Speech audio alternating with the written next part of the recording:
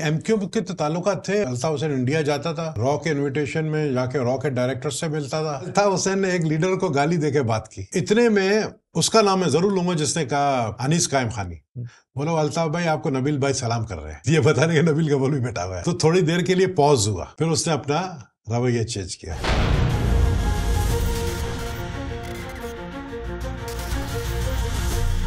MQM में जो अलहदगी हुई, लोग निकले, उन्होंने इल्ज़ाम लगाया कि एमक्यूम की लीडरशिप जो है उसका रॉ से ताल्लुक़ है। तो आपको एहसास हुआ कि मुझे एहसास तो नहीं हुआ, लेकिन मैं समझता हूँ कि अल्ताफ हुसैन के जब बयानात मैंने देखे, जब उसने कहा कि पाकिस्तान टूटेगा और उसने कहा कि हम सिंध को तकसीम करेंगे, तो ये सबसे बड़ी वजह मेरी बनी एमक्यूम को छोड़ने का। सबसे बड़ी ये एक जलसा हुआ यहाँ पर, अलादीन पार्क है, उसके साथ एक बहुत बड़ा ग्राउंड है।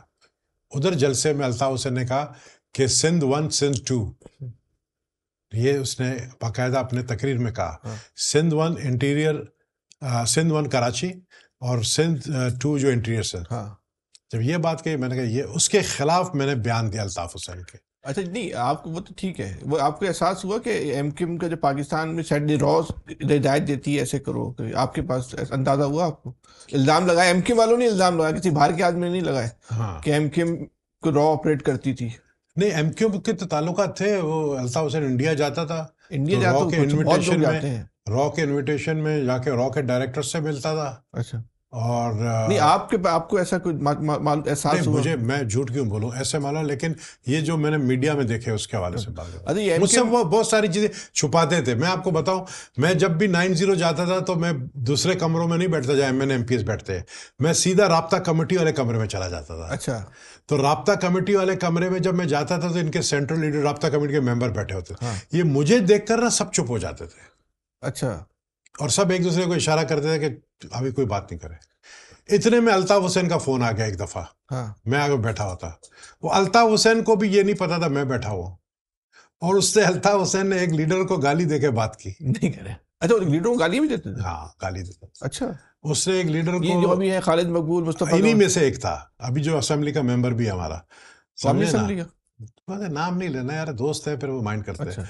तो उसको गाली देकर बात की उसने। तो इतने में उसका नाम मैं जरूर लूंगा जिसने कहा अनीस कायम खानी।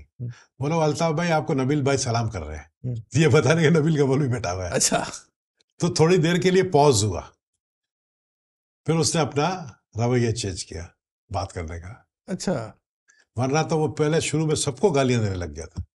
अच्छा, हाँ, और किस बात पे गाली?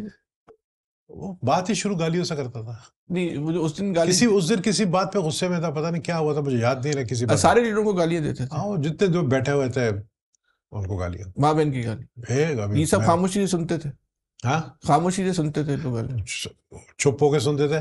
बल्कि एक दफा क्या हुआ कि एक दफा मैं बैठा, इसी तरह फोन पे बात हो रही थी, तो वो जो स्पीकर फोन है उस पर अल्ताफ हुसैन बात कर रहा था। तो अल्ताफ हुसैन कह रहा था, सुना है आप टाइम नहीं दे रहे हैं 90 को।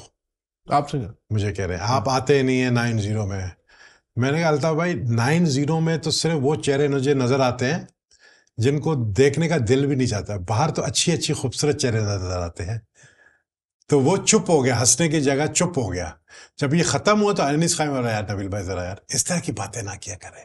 अच्छा लेकिन एक बात है नबील भाई, उस वक्त जो इन एमक्यू वालों को गालियां पड़ती थी वो कमरे के अंदर पड़ती थी, किसी को पता नहीं चलता था। बाहर तो एक टेका था, एक बरम था, इज्जत थी, सलाम वलाम लोग करते थे, प्रोटोकॉल था।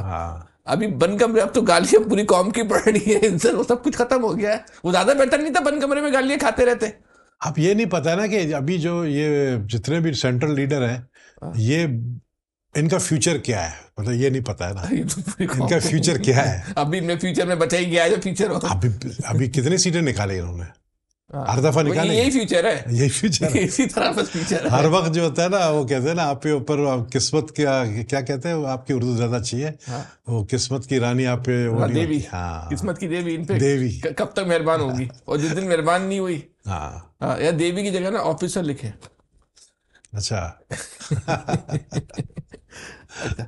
तो फिर आपको तजुर्बा नहीं कि एमक्यू में अच्छा नहीं रहा? नहीं, मैं 15 महीने में बाहर आ गया। अच्छा, मजे की बात ये, जब मैं बाहर आया 1 हफ्ते बाद रेड हो गई इसके ऊपर। अच्छा एक मुझ बात पे तो इल्जाम लग गया, बोला अभी तुमने ये हाँ कभी आपसे भत्ता भत्ता मांगा?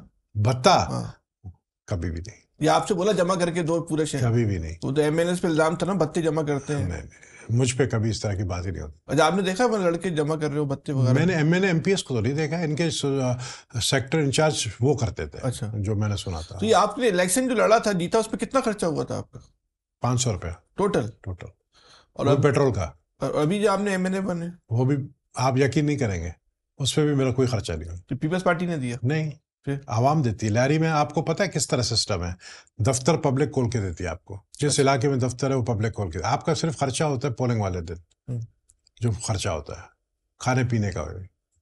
उस दिन हुआ था खाने पीने का? खाने पीने थोड़ा बहुत हो जाता है, वो भी हम किसी दोस्त को बोलते हैं जरा ख्याल रख रहे। मेरे लिए मशहूर है लहरी में कि नबील गबोल के कपड़े में जेब नहीं होता है। अब आप देखें ना। हाँ, हाँ, आप दूसरों की जेब पे नजर तो नहीं रखते? मैंने कभी जिंदगी में जेब रखा ही नहीं। अच्छा, नहीं दूसरों की जेब पे नजर नहीं रखते? नहीं, दूसरों की जेब पे नजर नहीं रखता हूँ। सरदार आदमी हूँ तो वो खुद दे देते। अच्छा,